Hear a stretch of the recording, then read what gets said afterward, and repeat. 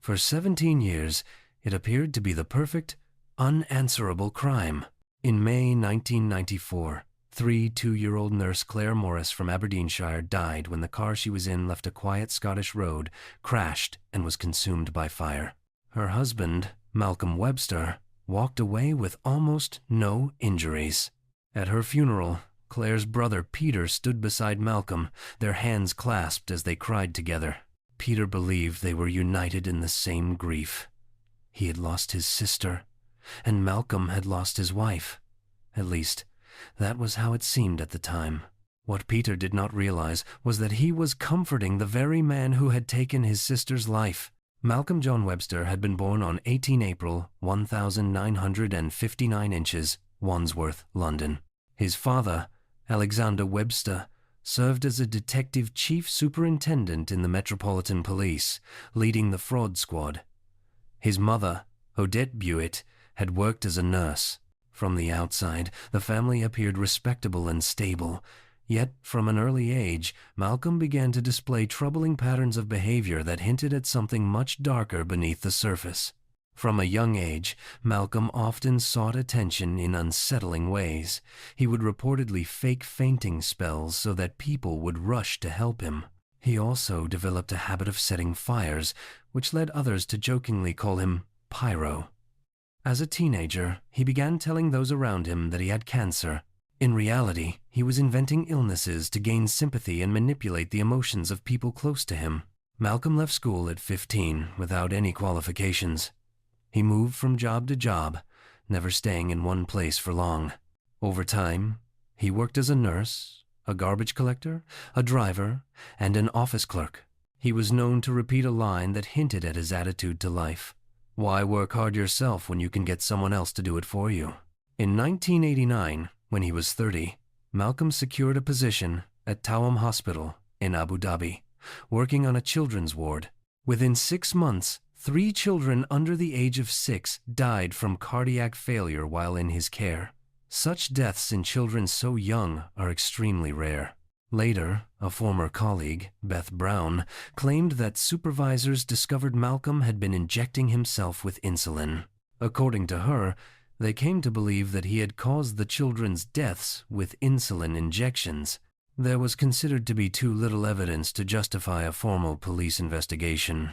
It was later alleged that Malcolm's father used his position and influence to have his son quietly removed from the UAE before any charges could be brought. As a result, nothing was pursued, and the matter was left unresolved.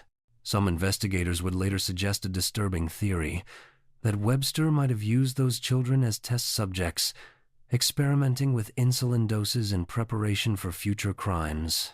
After leaving the Middle East, Malcolm returned to the UK.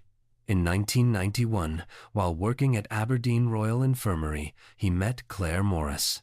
Claire, a 2-year-old nurse from Old Meldrum near Aberdeen, quickly fell for him.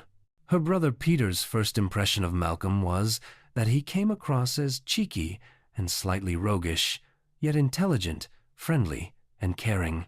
Claire was completely smitten. Her mother, Betty, however, felt uneasy from the beginning.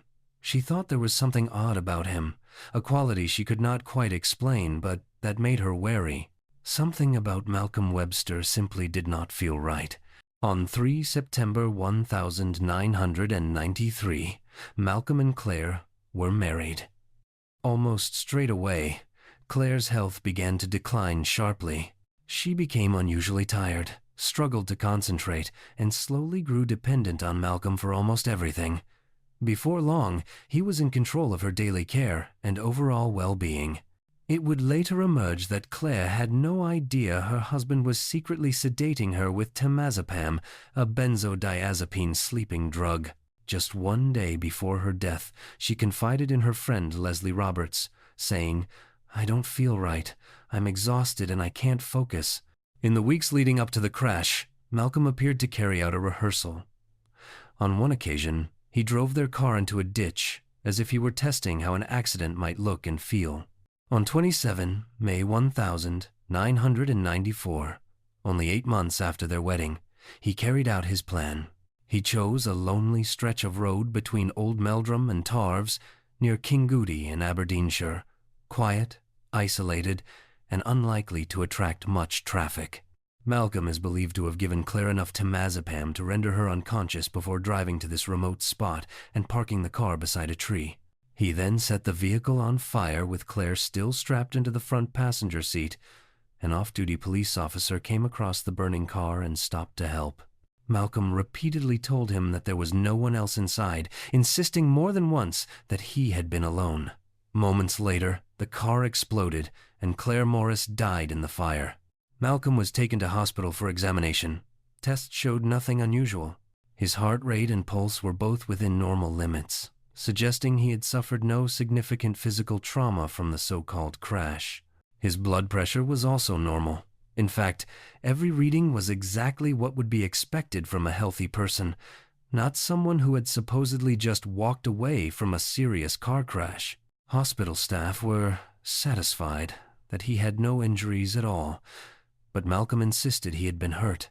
At Claire's funeral, he arrived wearing a neck brace, presenting himself as a grieving, injured husband. He stood beside Peter, Claire's brother, and both men cried openly. Peter gripped Malcolm's hand tightly. He would later remember, he was actually squeezing my hand. Most people had their heads bowed, and when I glanced at him, his face was covered in tears, just like mine. That convinced me, right up until about 3 years ago, that he'd lost his wife in a tragic accident. In reality, I was holding the hand of her killer. Police officers who examined the scene noticed several details that did not fit with a genuine crash. There were no skid marks on the road, no sign that the driver had tried to brake. The vehicle itself showed no real impact damage, and evidence suggested it had been moving slowly. Derek MacDonald, a firefighter who attended the incident, later remarked, "We all thought it was a bit suspicious. For a stationary or gently moving car to suddenly catch fire in that way was highly unusual." Claire's friend Leslie Roberts also grew uneasy. After the crash, she went to the cottage where Claire and Malcolm lived to gather some of his belongings to take to the hospital. While there, she noticed epilepsy medication laid out on the table, something that raised further questions in her mind about what had really been happening in the days before Claire died. Neither Claire nor Malcolm had epilepsy, so the medication Leslie saw immediately troubled her. She sensed that something was very wrong. At the funeral, Malcolm cried loudly and appeared deeply distressed, yet Leslie could not shake the belief that he had played a part in Claire's death. She reported her suspicions to the police, but her concerns were brushed aside. One officer did look into the case in his own time and noticed several worrying details. Claire had made no attempt to escape the vehicle. The car had been moving slowly. There were no skid marks on the road. Despite these inconsistencies, her death was officially recorded as an accident. Malcolm Webster went on to collect more than $200,000 from life insurance policies. Within 6 months, the money was gone. He bought a Land Rover Discovery, a yacht, and spent freely on gifts for other women he was courting. It appeared he had committed the perfect murder. In 1996, Malcolm met Felicity Drum, an oncology nurse from Auckland, New Zealand. They were both working in Saudi Arabia when their paths crossed. She found him charming, attentive, and amusing. On 26 April 1997, they were married and chose Cook's Beach on the Coromandel Peninsula in New Zealand for their honeymoon. On their first night there, Malcolm made Felicity a cup of tea. What followed was highly unusual. Felicity would later testify that it was around 36 hours before she regained consciousness. Felicity later said she had no clear explanation for what happened. What she did come to understand, though, was that Malcolm was driven by a need for control. Another strange episode occurred during their honeymoon. One morning, after Malcolm bought breakfast, Felicity suddenly developed double vision and felt very unwell. She then slept for around 18 hours. The pattern did not stop once they were married. During Felicity's pregnancy, the drugging appeared to continue. Her food often tasted sour and bitter. She frequently saw double, felt as if she were drunk, and sometimes needed support just to walk. Blood tests later revealed abnormal liver function. It was believed that Malcolm had been secretly drugging her throughout the pregnancy, putting both her life and the safety of her unborn child at risk. Their son, Edward, was born in November 1998. He suffered from severe eczema, which cleared up within weeks of Malcolm leaving the family home. This led to the belief that the baby had been exposed to whatever substances Felicity had been given while he was still in the womb. During the course of their relationship, there were also 3 separate house fires. In September 1997, a fire broke out at their cottage in Line of Sken in Scotland. In January 1999, another fire occurred at a property they were planning to purchase in Bayswater, Auckland.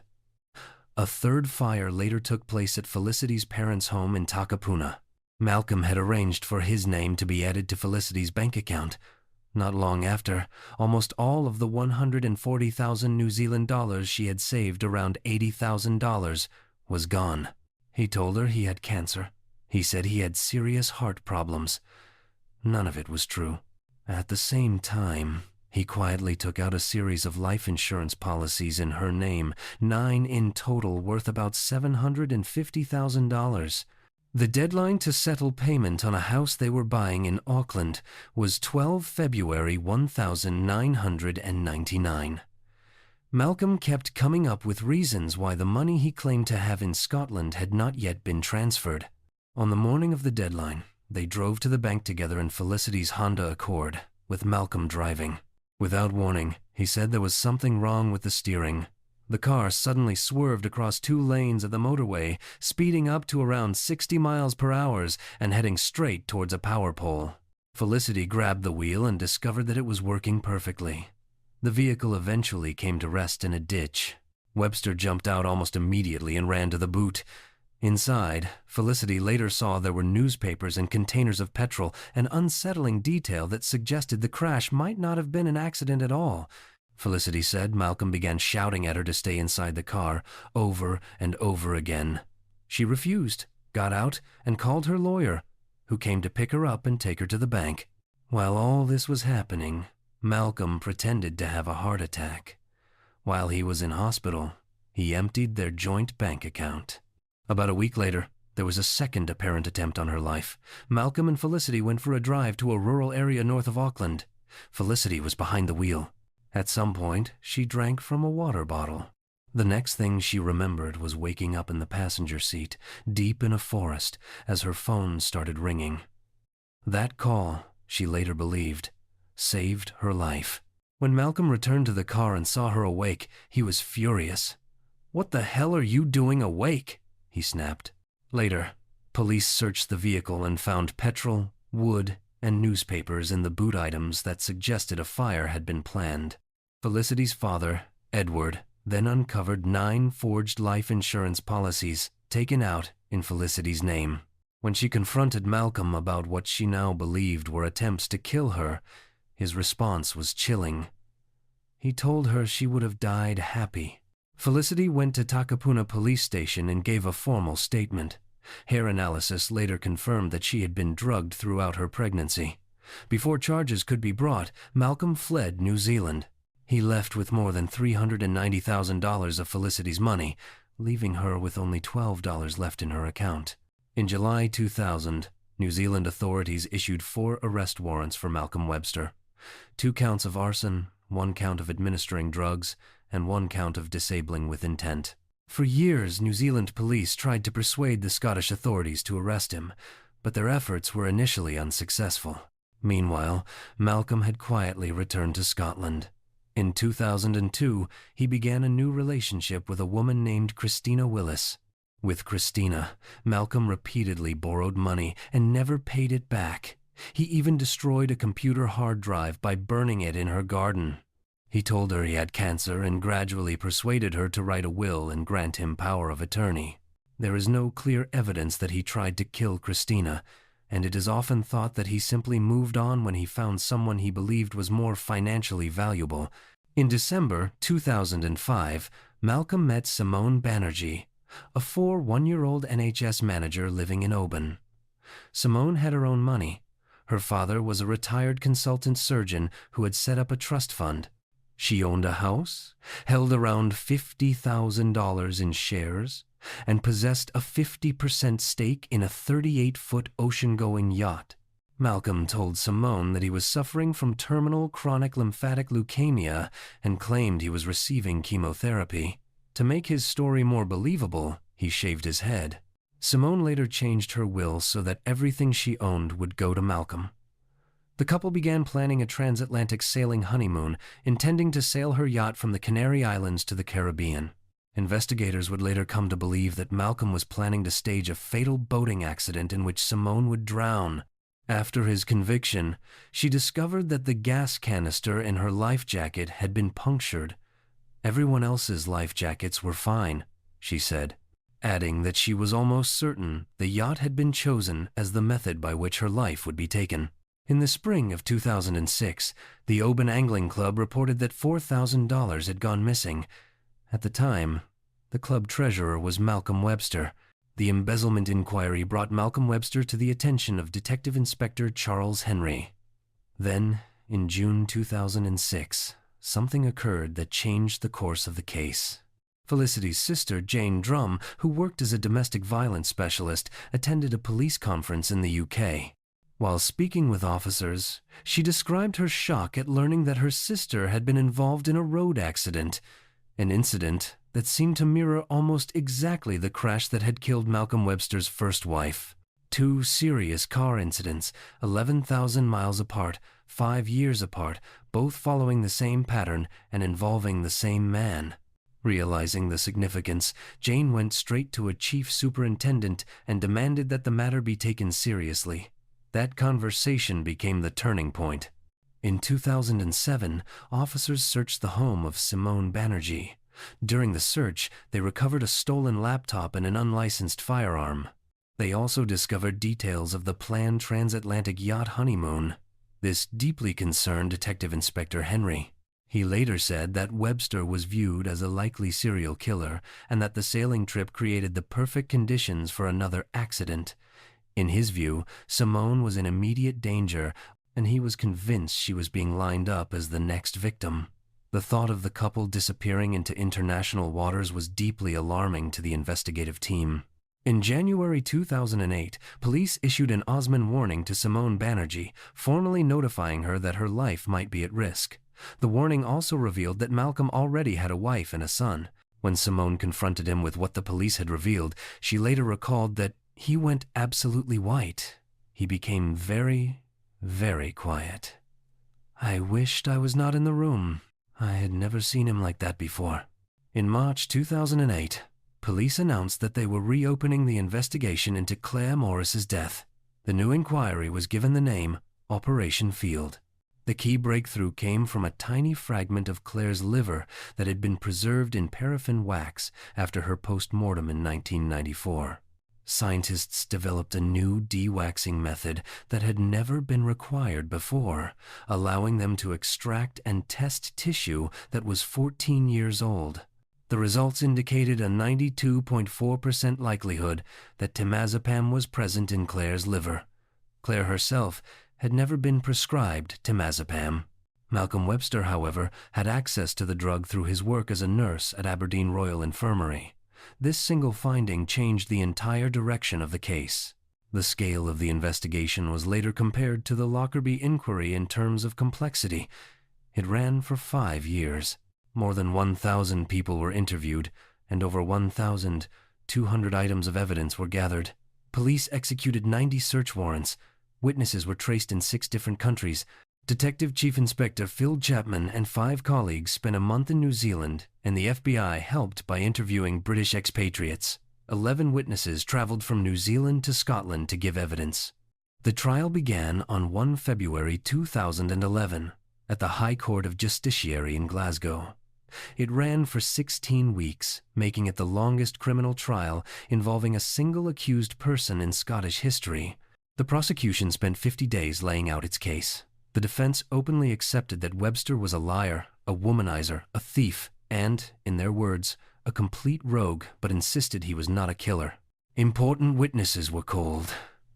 Ian Hardy told the court he had seen Webster at the crash site 11 days before Claire's so-called accident. Forensic investigator Andrew Wade explained that his first impression was that something was wrong at the scene. He eventually concluded that the fire had been started on purpose. Felicity described her 36-hour sleep, the strange-tasting food, and the moment she woke up in a forest to Webster's anger. Peter Morris spoke about holding Webster's hand at his sister's funeral while they both cried. In truth, he told the jury, "I was holding the hand of her murderer." On 19 May 2011, the jury took less than 4 hours to reach a verdict. Webster was found guilty of murdering Claire Morris, guilty of attempting to murder Felicity Drum, and guilty of fraud, theft, arson, drugging, and attempted bigamy. He showed little visible reaction. On 5 July 2011, Lord Bannatyne sentenced Malcolm Webster to life in prison, with a minimum term of 30 years, one of the longest sentences ever handed down in Scotland. The court described the crime as a murder that was cold-blooded, brutal, and utterly callous. The judge stated that Webster's motive was nothing more than crude financial gain, and that he had shown no trace of remorse. He added that he was convinced Webster posed a serious and ongoing danger to women. Outside the court, Peter Morris spoke to the media. He said that, for 17 years, his sister's death had appeared to be the perfect murder. Webster had escaped justice for so long because he had made it look like a tragic accident. Webster went on to lodge several appeals against his conviction, but every one of them was rejected. By February 2016, all possible legal options had been exhausted. He is now held at HMP Shotts in Lanarkshire and is said to have told fellow prisoners that he expects to die behind bars. Despite the evidence, he continues to claim he is innocent. He will first be eligible to apply for parole in 2041, when he will be 82 years old. Claire's family later campaigned to have her headstone changed so that any mention of her marriage to Webster was removed. The local council eventually agreed, and Webster was formally barred from ever being buried beside her. In December 2019, Peter Morris died at the age of 56, having spent years fighting to secure justice for his sister. For nearly 3 decades, Malcolm Webster targeted financially secure women. He drugged them, set fires, and staged car crashes, all in the pursuit of money. He was diagnosed with narcissistic personality disorder, and a police profiler described him as a sociopath. Claire Morris was only 32 when she died, a nurse, a daughter, a sister.